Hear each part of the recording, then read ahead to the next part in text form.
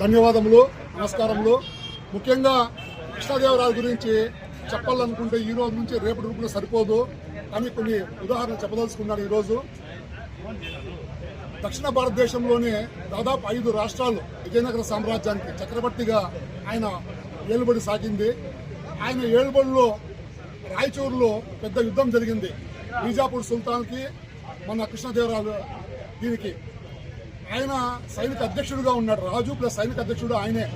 దాదాపు 550 ఏనుగులు, అంటే 550 ఏనుగులు, 32,000 గుర్రాలు, 1,32,000 మంది సైన్యము. అంటే ఒక పట్టణమే సముద్రం మాదిరి పోయి శత్రువుల మీద పడేది. అంత పవర్ఫుల్గా యుద్ధం చేసేవాడు కృష్ణదేవరాయలు. ఎంత పవర్ఫుల్గా యుద్ధం చేసేవాడు, ప్రజలు కూడా అంతే పవర్ఫుల్గా పాలించేవాడు. అంటే అన్ని రకాలుగా కూడా ఆయన విద్వాంసులకి మద్దతు ఇచ్చేవాడు, ప్రజలకి మంచి చేసేవాడు.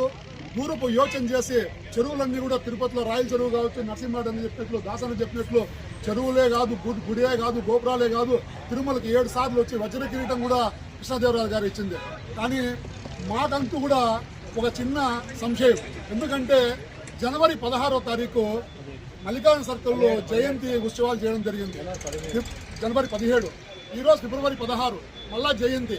ఏం 2 సార్లు చేస్తాం అదే సంవత్సరానికి జయంతి అని మీరు అడగచ్చు. ప్రతి ఒక్కటి కూడా లిఖితపూర్వకంగా ఉంది.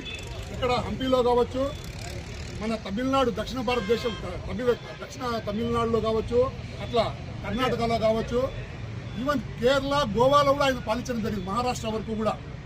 కాబట్టి మేము దీనికి ఫుల్ స్టాప్ పెట్టాలనుకున్నాం. ఆంధ్రాలో కమిటీని, కర్ణాటకలో కమిటీని, అట్లా తమిళనాడులో కమిటీని, తెలంగాణలో కూడా అర్థం వరకు కూడా కృష్ణదేవరాయలు పాలించినారు.